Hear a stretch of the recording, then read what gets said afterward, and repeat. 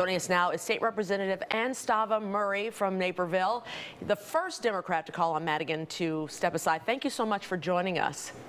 Yes, thank you for having me. You say that even if the speaker is found not to be responsible in any of this, no wrongdoing on his behalf, that he should still resign. Why? Yes, I think that the strong appearance of wrongdoing and the fact that he, as Representative Kifowit mentioned, is named in these FBI documents is the subject of this ongoing investigation. And Illinois is so well known as a pay-to-play politics state, and he's been in leadership for so long that he's just irrecoverably broken trust with the people of the state of Illinois. And as such, because of that broken trust and because of bringing ill repute upon the House of Representatives, I think it's incumbent upon him to realize the damage that he's done and step down. You know, Democrats have made inroads in a lot of traditionally Republican suburbs, especially out in DuPage County, where you represent. And a lot of the Democrats who've come forward to say that Madigan should step aside have been from those areas. Is that a sign, you think, that perhaps folks in the suburbs have no tolerance for what has traditionally been the Chicago-style machine politics?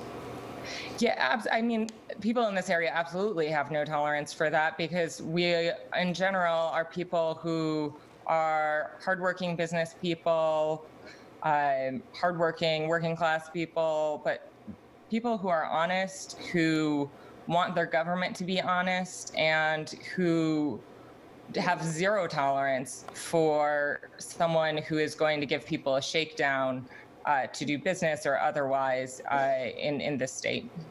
Representative, do you think that Republicans may be trying to use Madigan against the Democrats to get their way this time, you think? I mean, they've been using Madigan against Democrats to get their way for a decade. So I think that that wouldn't be new news. But I do think that it's time, perhaps, that the Republicans have some self-reflection on their end as well and see where their actions haven't always been on the up and up either. And the Springfield corruption runs deep. And so I would say take this time to reflect on their own leadership, their own conflicts of interest, and ensure that their ethical standard is as high as a bar as the people that we represent expect from us. So it's worth noting that I think the 7 or so Democrats who have come out saying that the speaker should step aside, all women. What do you see as the symbolism there or the reason behind that?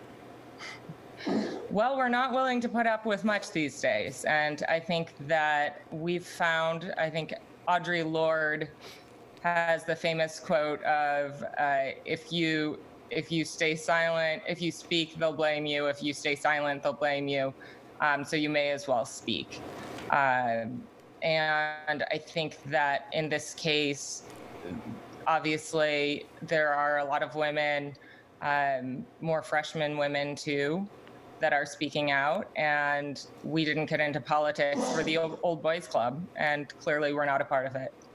You pretty much used in your 2018 campaign, you ran on saying that you promised to vote Madigan out, but when it was time to vote for him, you did vote in favor of him.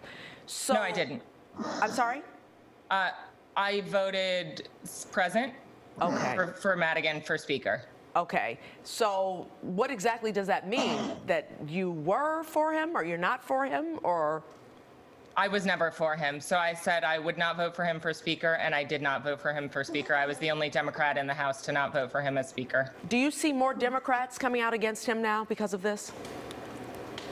I think so, and I think that I think the allegations are morally repugnant. I think that there are many of us to whom this is not something that he can just have a hard denial on and make go away and pretend like we aren't upset about it. I think that the statement that he gave moments ago was quite misleading in terms of what I'm hearing from my colleagues, and perhaps he wants to put on a little bit more confidence than was actually in those phone calls. But when I make phone calls with my colleagues, I don't hear the kind of confidence in his leadership that he's talking about. Okay, Representative, thank you so much for joining us this evening. We appreciate it. Thank you.